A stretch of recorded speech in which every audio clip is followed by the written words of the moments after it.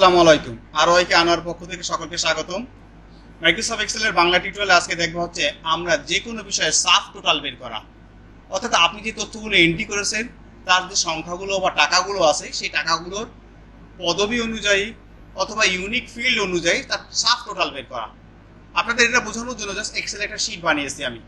ধরে নিন আমার এখানে এই কজন কর্মচারী আছে, তাহলে আমি আর কিছু বাড়াই দিই, সবচেয়ে ভালো হয় আমি কর্মচারী কিছু বাড়াই দিলাম, এই ব্লক করে কন্ট্রোল সি দিলাম আর শেষে এসে পেস্ট করলাম। আমি 3-4 বার পেস্ট করলাম, ইচ্ছা করে পেস্ট করলাম। ওকে, এতগুলো কর্মচারী আমার আছে, আমি 1 আর 2 ব্লক করে আমি ধরে টান দিলাম।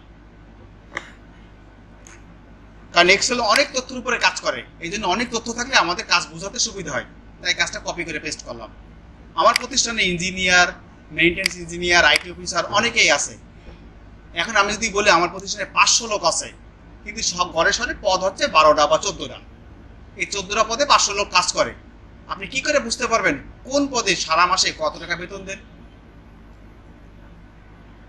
হঠাৎ করে বলতে পারবেন? হঠাৎ করে বলতে পারবেন না, কারণ এটা আপনার সিদ্ধান্ত নিতে গেলে লাগবে যে দেশের অর্থনৈতিক অবস্থা খারাপ, আপনি লোক ছাঁটাই করবেন, কোন পদে ছাঁটাই করবেন এটা আপনি কি এই স্যালারি শিটের সামারি দেখে বুঝতে পারবেন। তো এরকম যে কোনো কিছুর যদি সামারি বের করতে চান, এক কথা সাব টোটাল বের করতে চান, তাহলে আপনাকে এই কমান্ডটা বা এখন যে কাজটা দেখাবো সেটা খুবই গুরুত্বপূর্ণ। এটা করার জন্য যেটা করবেন, প্রথমে আপনি আপনার ওয়ার্কিং এরিয়া ব্লক করেন। এইটা হচ্ছে আপনার ওয়ার্কিং এরিয়া, অর্থাৎ যাদের নিয়ে আপনি সাব টোটাল বের করেন এটা ব্লক করবেন। চলে যান হোম ডাটা মেনুতে, দেখেন লেখা আছে সাব টোটাল। সাব টোটাল দুঃখিত, তার আগে ছোট্ট একটা কাজ করে নেবেন, সেটা হচ্ছে আপনি যাতে সাব টোটাল বের করবেন এই তথ্যগুলোকে একটু সিরিয়াল করে ফেলেন। যেমন ধরেন আপনার এমপ্লয়ি আইডি আর আছে ডেজিগনেশন, আপনি চাচ্ছেন ডেজিগনেশনের বিপরীতে কে কত টাকা করে বেতন পায়, তাহলে ডেজিগনেশনকে আপনি সিরিয়াল করেন, অর্থাৎ শর্ট করেন A to Z বা Z to A। এই কাজটা আগে করে ফেলি আমরা। এখানে ক্লিক করলাম, জাস্ট ক্লিক করে আমরা চলে গেলাম ডাটা মেনু, এই A to Z দেওয়ার সাথে সাথে লক্ষ্য করে দেখেন প্রথমে আইটি অফিসাররা চলে আসলো, তারপরে লিড, মেইনটেনেন্স সিরিয়াল হয়ে গেল। কিছুই আর কল লাগবে না, আপনারা খুব সহজে শর্টিং করে ফেললাম এটা আমরা। এবার আমরা ব্লক করি,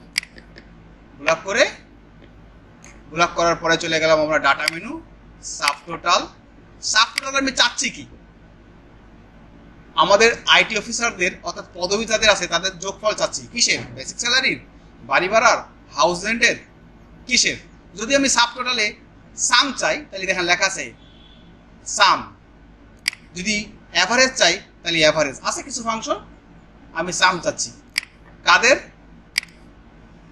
আমি চাচ্ছি ডেজিগনেশনের বিপরীতে। অ্যাট ইচ চেঞ্জ কি হবে?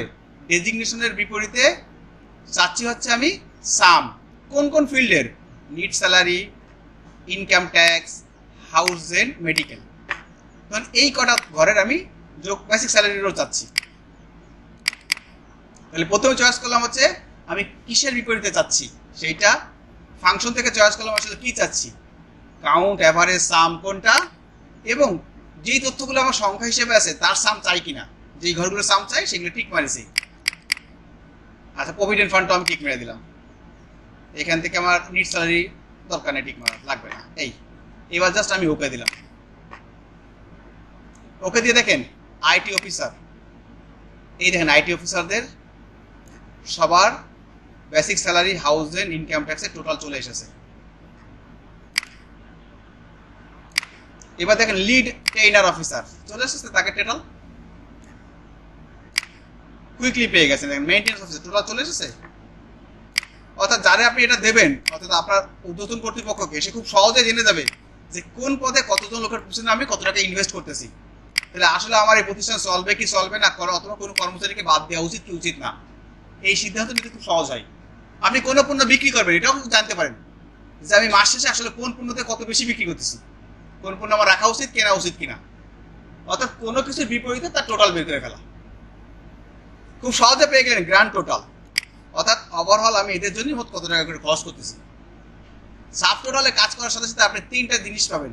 এক, বাম সাইডে একটু লক্ষ্য করে দেখেন, একদম কর্নারে এক্সেলের 1, 2, 3 এটা মূলত গ্রুপ হয়ে গেছে। দেখেন ওয়ানে যান, ওয়ানে যাওয়ার সাথে সাথে দেখেন এই ওয়ানে যান, আপনি শুধু গ্র্যান্ড টোটালটা পেয়ে গেছেন। ছোট করি, এই দেখেন গ্র্যান্ড টোটাল পেয়ে গেছেন। অর্থাৎ 3টা রিপোর্ট পাবেন। এক আছে শুধু গ্র্যান্ড টোটালের, 2 নম্বরে যান, 2 নম্বর যার সাথে সাথে আপনি দেখেন যেই পদগুলোকে আপনার ছিল সেই পদগুলোর একটা সামারি পেয়ে গেছেন। এটা প্রিন্ট দিলে কিন্তু এইভাবে আসবে, প্রিন্ট দিলে ওকে, প্রিন্ট দিলে ঠিক এইভাবে আপনি খুব সহজে সামারি দিয়ে দেবেন, কোনো ব্যক্তির নাম আসবে না, কারণ আমার দরকার পদের বিপদে কার পিছনে কত টাকা আমি ইনভেস্ট করতেছি। 3 নম্বরে চলে যান, আপনার ডিটেলটা পেয়ে যাবেন। অর্থাৎ সেই ব্যক্তি সিদ্ধান্ত নিতে পারবে, আপনার মালিক সিদ্ধান্ত নিতে পারবে আইটি অফিসটা আমি এত টাকা দিই 3 জনের বাদ দিয়ে দেবো, অথবা এই পণ্যটা আমি কিনবো না, এর পিছনে আমার কোনো লাভই নাই। এইভাবে আপনি যে কোনো একটা ইউনিক পণ্যের উপরে ডিপেন্ড করে তার সাব টোটাল বের করতে পারেন, অথবা ডেজিগনেশনের উপরে বের করতে পারেন। আবার যদি সাব টোটাল উঠাই দিতে চান যে আমার লাগবে না, তাহলে আপনি আবার সাব টোটালে চলে যান, ডাটা মেনুতে, ডাটা মেনু থেকে চলে পারেন এই সাব টোটাল, একদম নিচে দেখা যাচ্ছে রিমুভ অল, ঠিক আপনি আগের জায়গায় চলে এসেছেন। ধন্যবাদ, আশা করি আপনাদের ভিডিওটা খুব কাজে লাগবে। আল্লাহ হাফেজ।